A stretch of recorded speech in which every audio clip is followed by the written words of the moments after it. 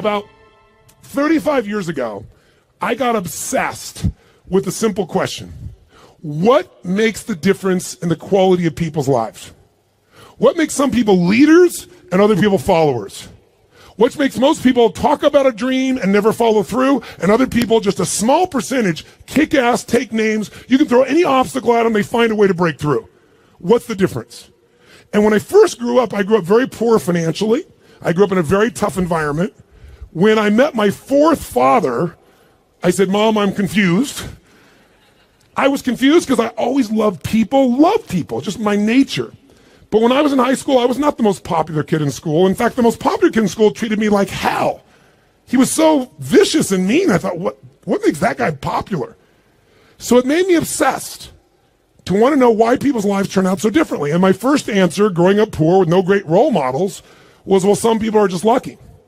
They grew up in a family where everybody loves each other and they stay together. You know, some people are lucky. They grew up in a family and everybody's educated, and so they work hard to educate their kids. Or some people are lucky. They grew up in a family with lots of money, so they have resources to travel and learn and expand and do whatever they want. And as much as I wanted to believe that story, that some people are just lucky, that they had a better family, when you pay attention and you're even slightly honest with yourself, that story doesn't hold up, does it? Because when you look around, what happens to people that were truly given everything and they don't have to work for it? What happens to the person who's born and they got total love and support from their family? They have total financial abundance. They don't have to worry about it whatsoever. They got all the great education. What happens to the majority of those? Not all, but the majority of those people don't build any muscle.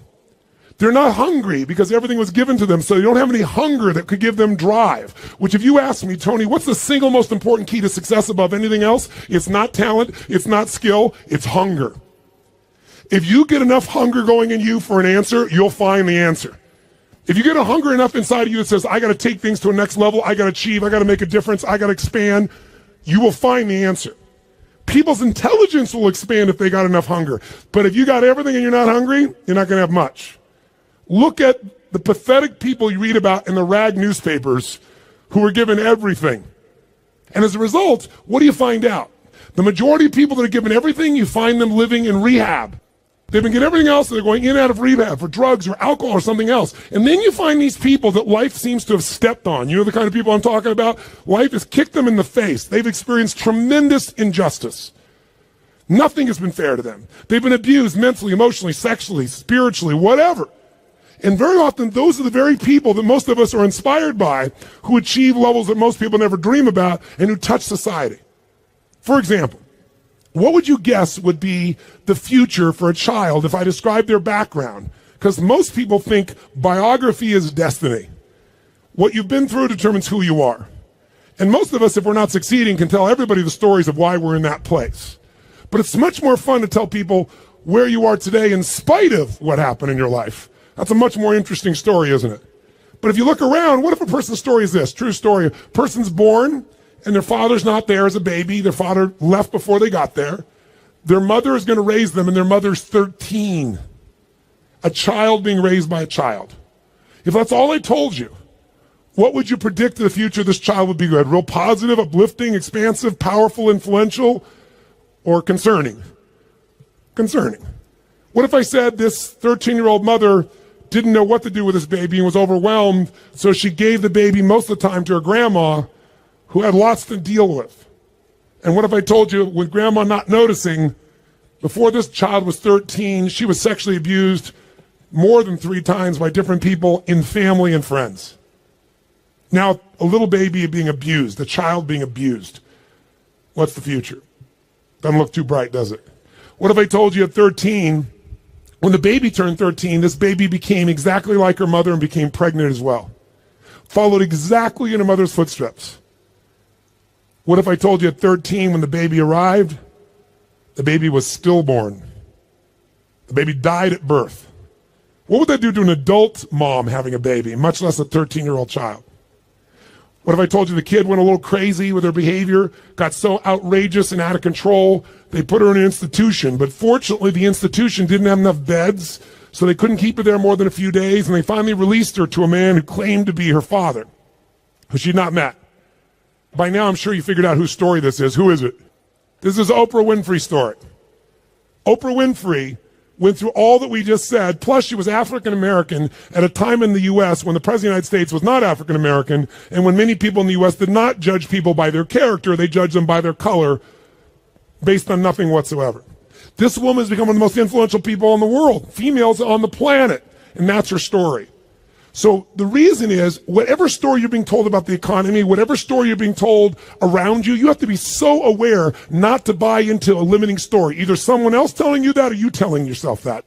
And I'll tell you something, it's gotten worse as the years gone by, and I think the U.S. has been the leader in it. I'm not attacking my country, it's interesting what's happened in my country in the last 2 decades. Some of you may be old enough to remember 20 years ago when things started to change. Because America likes to export their stories. So I think many of you, if you're around then, can remember there was a story of 2 young men who killed their parents in Los Angeles. Their names were the Menendez brothers. Does anybody here remember that story, the Menendez brothers? Keep your hands up so I can see a sense.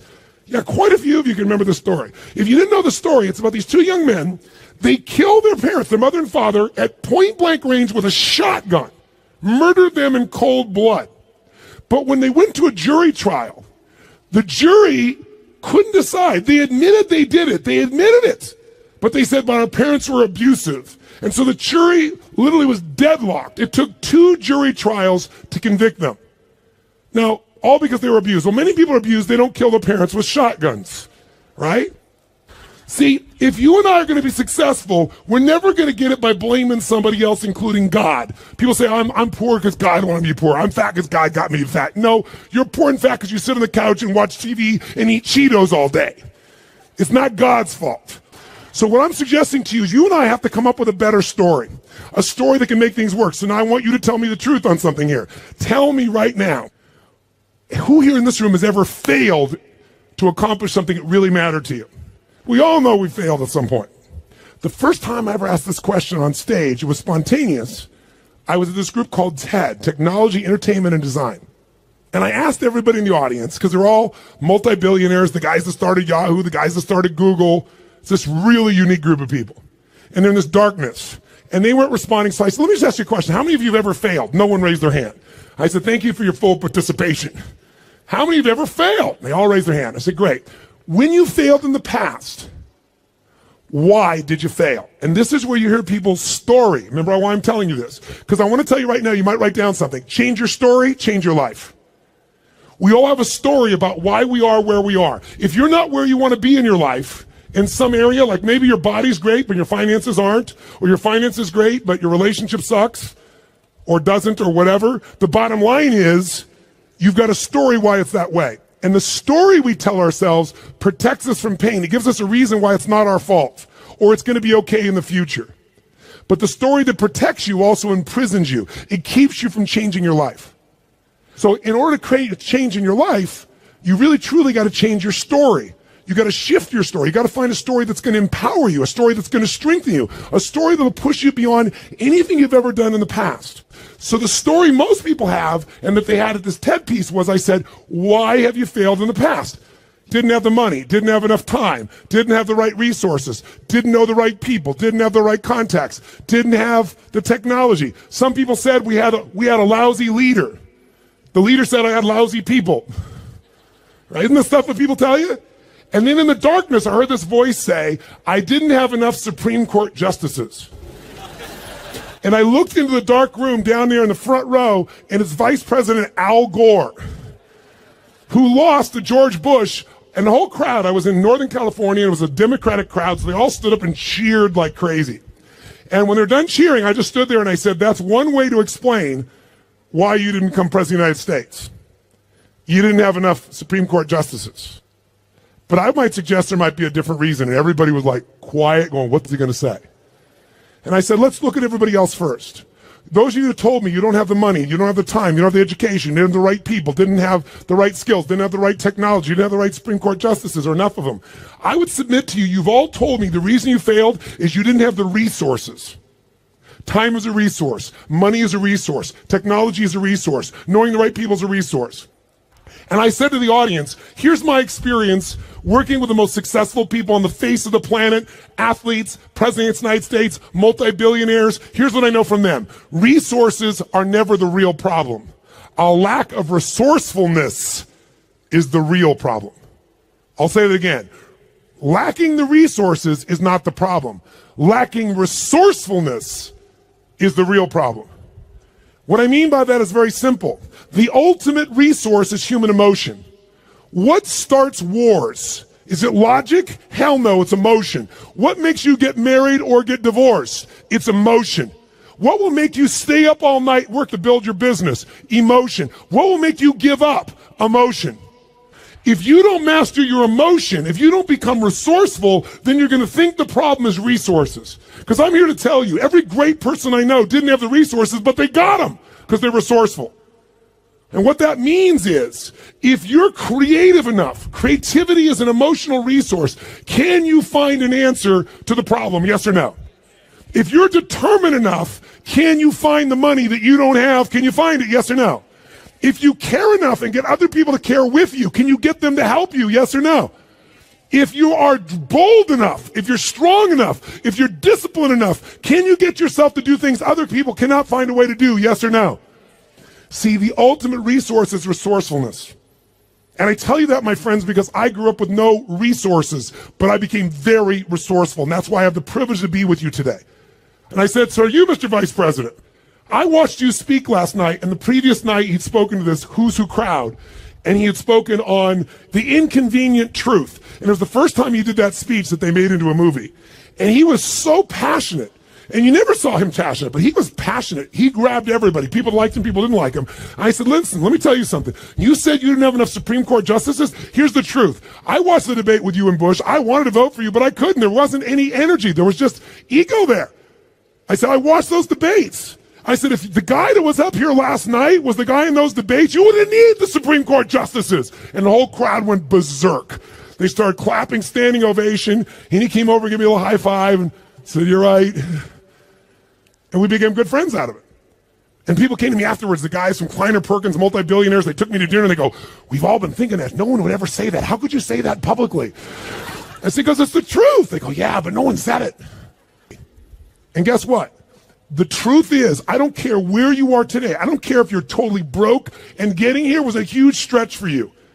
If you can find the hunger inside of you and you can remember, I don't need resources, I need resourcefulness, that'll get me the resources, then anything you dream about you can make real. But the minute you forget that and you come up with a story that goes, I don't have the money, I don't have the time, I can't do it, it's too far away, that's what's going to kill you. Change your story, change your life. And we all have a story because we're afraid, all of us, to fail. We're afraid to not look good. We're afraid to be disappointed. We're afraid to get our hopes up. But the only way that you get courage, courage means you're afraid, but you do it anyway. It's not courage if you're not scared. And so there's going to be people talking here the next few days or today that they're going to give you some great strategies. Whether you do it or not is not going to be based on your ability. What you're capable of is amazing. What most people will do is disappointing. It has nothing to do with the content of what needs to be done. It's everything to do with the mastery of your own states. So here's what I believe. My passion is not just get up and talk. My passion is get people to rewire themselves. So how many of you came here not just for information? How many came here for some breakthroughs? A breakthrough means a new quality of life where things that were impossible are possible. Who's with me on this? Say aye. So let me give you 3 keys to a breakthrough. Any one of these 3 can give you a breakthrough. But if you do all 3 of these, you're going to have an extraordinary breakthrough. So let's start with something so simplistic that none of us would be emotionally attached to it, and we all know it's true. And let's take a symbol in society. All over the Western world, including Australia, and you guys are a bit better than America, but not by a whole lot. What's happened to societies, Western societies, in terms of their health and fitness? Now, I don't know the current numbers here in Australia, but I'll tell you how bad it is in the US. I know you're slightly better than this. 1/3 of Americans are obese now. 1/3. Literally 60% of Americans are overweight. Now, I want to ask you a question. Is that because the strategies required to losing weight are so complex that it's just completely overwhelming? Is that why? Yes or no? No. However, if you have the wrong strategy, you're guaranteed failure, even if you're motivated and driven and excited. Is that fair to say? Like, I can remember a few years ago when on the cover of Time magazine was a diet called the Atkins diet. And it said, I don't remember the exact number, I think it was 13% of Americans, the largest number ever, were all on this diet. Now, if you knew anybody was on the Atkins diet, of course you'd lose weight. First, the number of calories you took came down. But second of all, you ate such an acidic diet that you literally had to pee on a stick so you wouldn't go into acidosis. And if you ever smelled the breath of someone on that diet, you wanted to stay as far away as you humanly could be. Now, that's not too hard to figure out, that if I got to pee on a stick so I don't go into acidosis and my breath is this bad, this may not be a sustainable approach to losing weight. But everybody did it. So if you have the wrong strategy, it's not going to work. So let me give you 3 things in reverse order of importance, okay? Reverse order. Least important first. If you want a breakthrough, one of the things that give you a breakthrough is a strategy. A new strategy could change everything. Does that make sense? A new way to do something. If you come up with the right strategy, it could save you a decade. It could save you 5 years. And one reason to come to a seminar like this, in my opinion, is to gather up as many strategies as you can. And what I want to do in just this short little time I have with you is see if I can give you some strategies that'll give you breakthroughs in whatever you want to go after. Some real quick strategies that really work. What is a strategy? It's a specific way to do something that if you do it that way, you get the result every time. Let's think about a strategy like a recipe. If you know someone's recipe and they took 25 years to figure out how to make the perfect chocolate cake, and you're not a baker, but you got their strategy, you got their recipe, how often can you get the same quality of chocolate cake if you follow their recipe, if you follow their strategy? How often will it work? How many times? Every single time. That's the beauty of a strategy. So there's going to be a lot of strategies available to you here during this course. I'd be listening and find the strategies that appeal to you most. But I'd submit something to you, my friends. I'm a strategist. I'm a business and life strategist. I'm always finding the little thing that'll change it all. I'm obsessed by it. And I filled up my events with them. But I know something about strategies. You can give someone the perfect strategy, and they can still not do it. They can even know it's the right strategy and still not follow through. That's why the problem in our society is not a lack of strategies. If I said to you right now, okay, we got to lose weight, and we're in downtown Brisbane, and we were to walk 10 blocks, how many places would we pass within 10 blocks that could help you to lose weight, for example, or get fit or get strong? How many? In fact, you don't even have to get up out of this building to learn how to lose weight, because today, God forbid you were going to get up and walk, you could just pull out your iPhone or your iPad or whatever phone you have, and you could download 10 books right now that you'll never read, right? On how to do it. Maybe you'll start reading the first one, and then you'll get a little text. Oh, what's the text say? And you won't read the rest of the chapter. How many trainers are there in the Brisbane area that could get you fit and strong? Are there plenty, yes or no? Yes. So, is it a strategy problem, do you think? No. So don't get me wrong, I believe strategy is invaluable, but strategy without the next 2 is basically worthless in my experience. You know what to do, but you don't do what you know. But the right strategy versus the wrong strategy is critical. And why don't you make a note of this? Really important. You have to do the right thing at the right time. I'll give you an example in my country. Buying a house, right thing to do. In my country, 2007, wrong time. If you bought a house in the United States in 2007, right now, you're upside down anywhere from 30 to 70%. 70. In places like Las Vegas, they're down 70%. I have a friend that had a $10 million home just sold for $3 million. That's why, my friends, I'm a student of seasons. That's why you have to understand and become so incredibly bright and aware as to what's really going on. So when someone tells you the strategy, you go, is that really right now? Because they'll show you a strategy that worked. The question is it working now? You want someone who's done it and is doing it. People go all the time and they go see someone, let's say a really nice stockbroker who then tells them what to do with their finances, but you got more money than he does. That ought to be a clue he's not the person to talk to. People go to psychiatrists all the time that are taking antidepressants for their depression, and they wonder why they don't get better. I mean, we're weird this way. I'm telling you, if you're going to get a strategy, you better get somebody who's doing it, someone who's getting results. Now, strategy, is it critically important? Even though I beat up on it, is it still a huge advantage with the right strategy, yes or no? Yes. So what's the second thing? The second element, though, that affects whether you're going to use the strategy or not is the story you tell yourself. Does that make sense? Because if your story is, I'm big boned, or I've tried what? I've tried what? Everything. If you tried everything, you'd have the answer. Right? But when people say, I tried everything, what does that do? It makes your brain go, see, I've tried everything. There's no reason to try anymore. It's not my fault. I'm just big boned. I just have low metabolism. right? It's just, I've always been this way. And by the way, people's stories are often true, but they're not effective. It may be true that you have low metabolism. It may be true that you're big bone, but that's not why you're fat. It's because you're doing nothing to change your metabolism. Make sense? Or I don't have a relationship with a great man or great woman because all the good ones are gone. Or they're gay and I'm not, or I'm gay and they're not. Something of that nature. Right? Isn't that a common story people tell themselves? And what does the story do? It kills your hunger. It kills your drive. It gives you a reason not to face the discomfort. We've all lived in a society that has trained us since we're this tall now. Most of you, by the time you're 21, saw 2 million commercials and had to instantly get out of pain. Instantly out of pain. You know what the problem with getting out of pain is? It takes away the purpose of drive. How many of you know somebody who takes antidepressants right now and they're still depressed? That's because they have the same story. Even though they changed their biochemistry, the same story brings them to that lousy place. If your story is, I don't have the resources, that story is going to kill your future. If your story is, I can get any resource I want if I find a way to add enough what?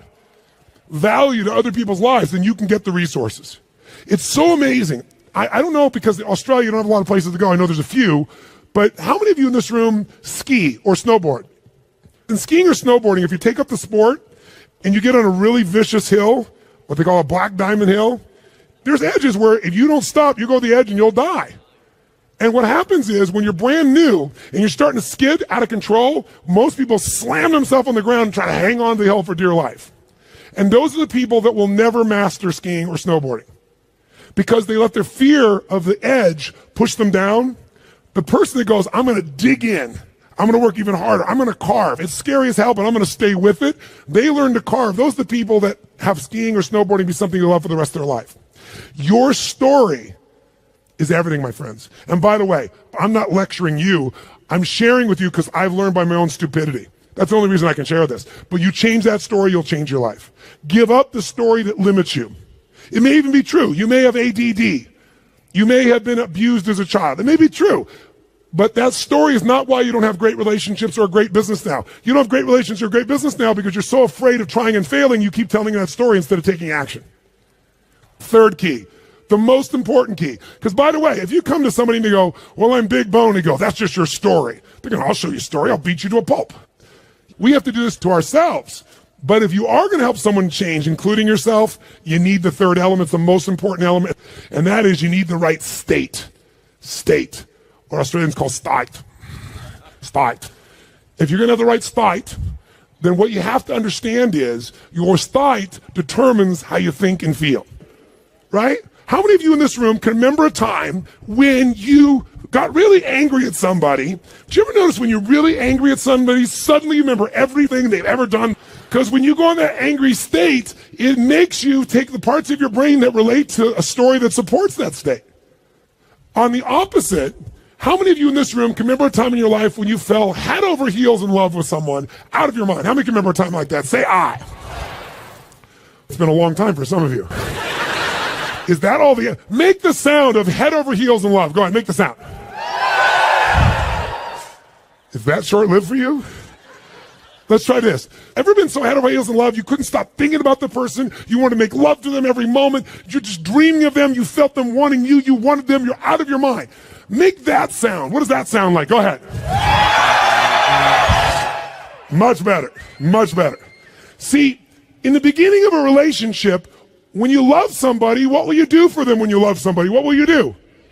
Anything. If they say, would you take out the trash? You go, take out the trash. Right? But after 7 weeks, 7 months, or 7 years, or 70 years, somewhere in that range, something clicks different in you and they go, could you take out the trash? You go, what do I look like, your janitor? And they go, I don't know what it is. We used to have so much passion. Where did it go? I'll give you a clue. Write this down. If you do what you did in the beginning of the relationship, in the end of the relationship, there won't be an end. If you do what you did in the beginning of the relationship, in the end of the relationship, then there won't be an end. How long have you two been together? A year. 20 years from now, there'll be no worries for you two. He's got his arm around her. They're snuggling. They're connected. They're in the middle of the seminar learning, and they're totally connected. Do what you did in the beginning of the relationship. At the end of the relationship, there won't be an end. It's so simple. That's the difference in state, isn't it? Because when you go in a different state, you come up with a different story about your partner, and then you use different strategies that aren't very good. If you're in a great state, great story, great strategies, you tend to maximize. Is this helpful? So tell me, which one of the three here do you think is the one that can screw things up the fastest and can mess things up the most? Which one of these three? Tell me. Story is the one that will sustain the problem. The one that can change everything the fastest is the state. The strategy is useful, don't get me wrong. I live for them. I mean, I can tell you some strategies in business.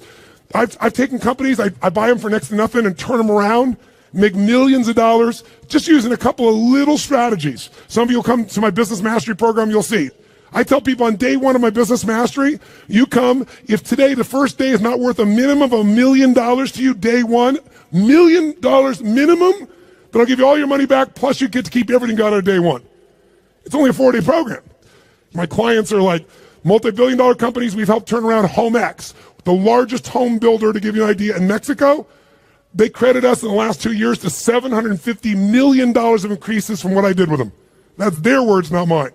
Or taking a chiropractor who's got 3 people and doubling his business in 6 months. I've done that with strategies. Simple business strategies where if you don't know the strategy, ignorance is not bliss, ignorance is poverty, ignorance is pain. And the way I got those strategies is I willing to fly anywhere, do anything, spend any amount of money because I knew the value of the strategy. But all that still would have been worthless if I didn't apply it. What got me to apply it was the right story in the right state. If you want to change your story, first thing you got to do is change your state. Does this make sense? Yes or no?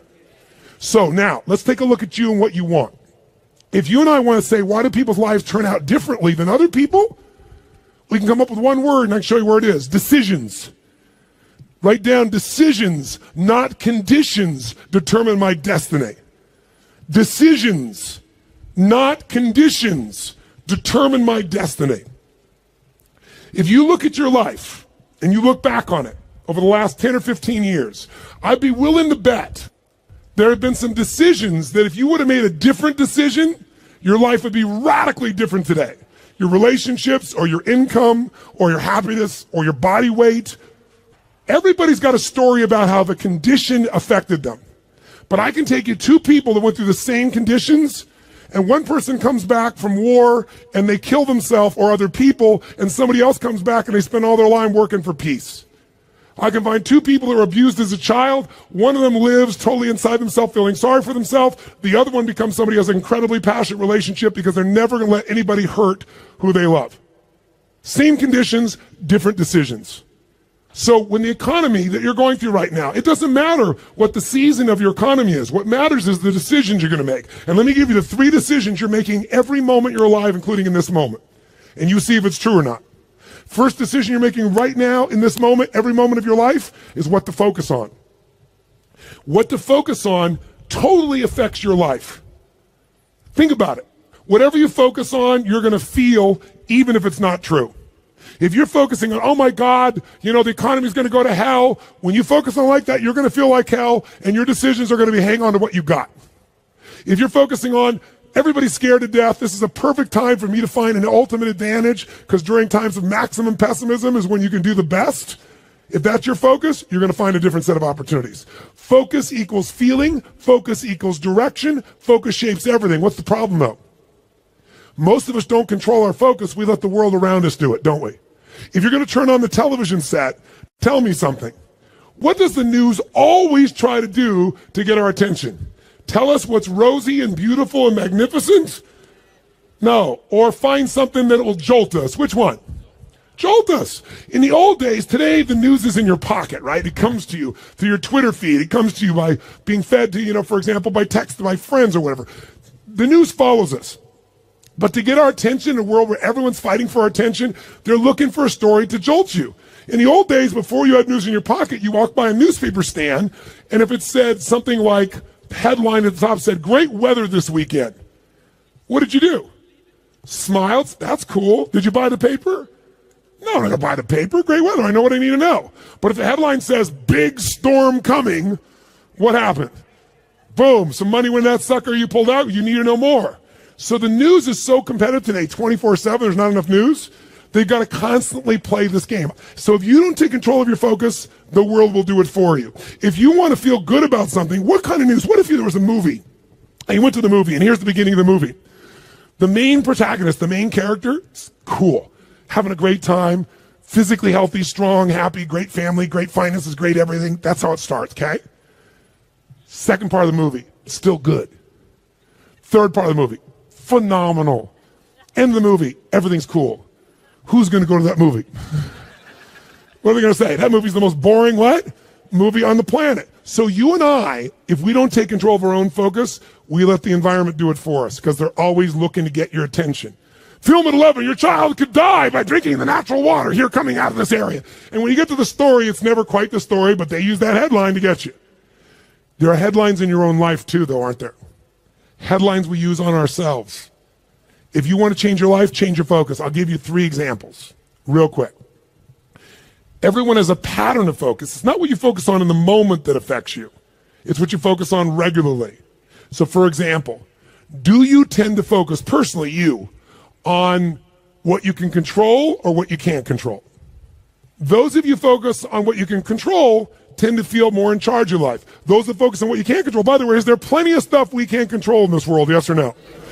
Tons.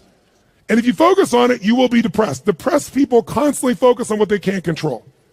Second, and it doesn't matter what drugs you take, if you keep focusing on what you can't control, you're going to get depressed if we add 2 more. Here's another pattern. Do you tend to focus on what you have or what's missing in your life? The tendency today is what's missing, and sometimes we make up what's missing.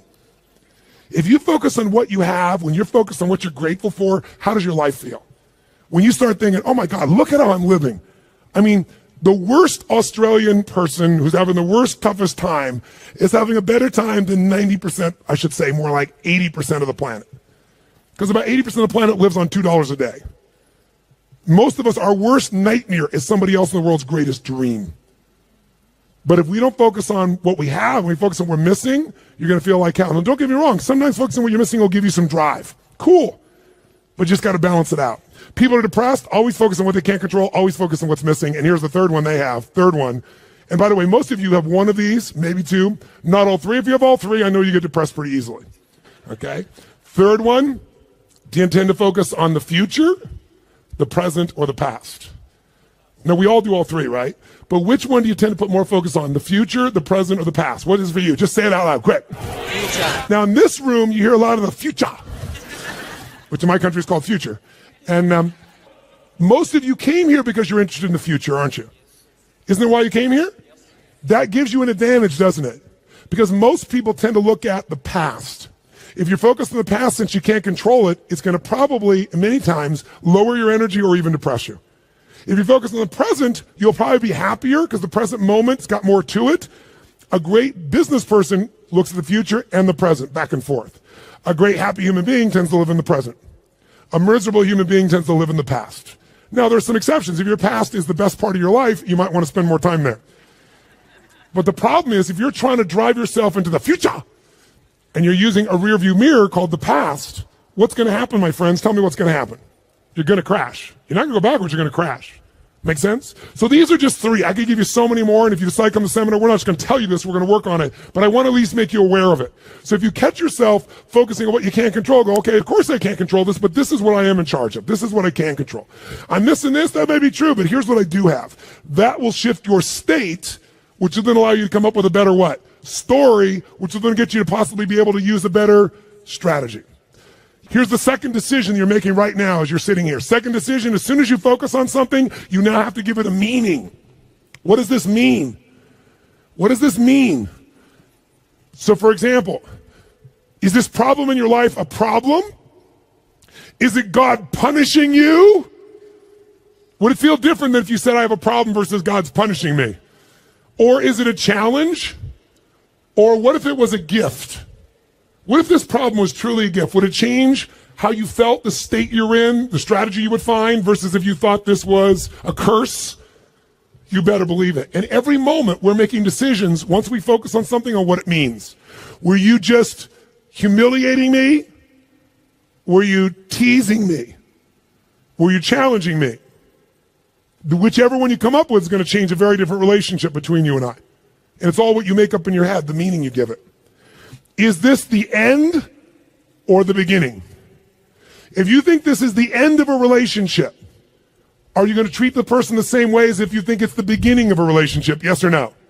If you think this is the end of your career, the end of opportunities to invest versus the beginning of them, then your whole experience is different. If your economy really were to take a huge explosion and take a huge drop down, it would be one of the greatest opportunities of your life. The fact that it's no longer growing geometrically is an advantage to you, if you understand that. Because by the way, you make more money when things burn down than when they grow because they burn down faster. Takes years to build the towers in New York. Burn them down in a couple hours. And if you're smart, you can know how to do well no matter what the economy is doing. That's really the skill set you got to master. But none of that will you get to unless you can come up with an empowering meaning from the situation. That's what makes somebody successful. What makes Oprah Oprah is she focused on what she could control. Oprah focused on what was possible, what was in the future, and how she could do something right now to make it happen. Oprah mastered meaning. She didn't say, I'm African American, I'm poor and I'm broke and I have no resources. She goes, I'm a tower of power and I'm going to find a way to make this world change. Those belief systems got her, those states and beliefs, to the strategies that made her Oprah. Make sense? So, the piece here is meaning. What does it mean? And then the third decision you're making right now, and again, when I say you're making it, be honest. You may not be making these decisions consciously. They may be being made in your unconscious just habitually because you're not paying attention. That's why you and I want to change our life. We got to wake up. So we decide what we focus on, we decide what things mean, and then the third decision, we decide what to do. What to do. Do I quit or move forward? Do I go interview this person and figure out what they know, or do I just go home and have lunch? Do I enroll in this course so I keep growing, or do I go home and say, let's just see how I do? Your decisions are going to be affected. Do I stay married or do I get divorced? Do I walk up to that person and say, I want to meet you, or do I just stay here and go, maybe it's not the right time? Your decisions of what to do are powerfully shaped by the emotions you're feeling, and the emotions came from the meaning.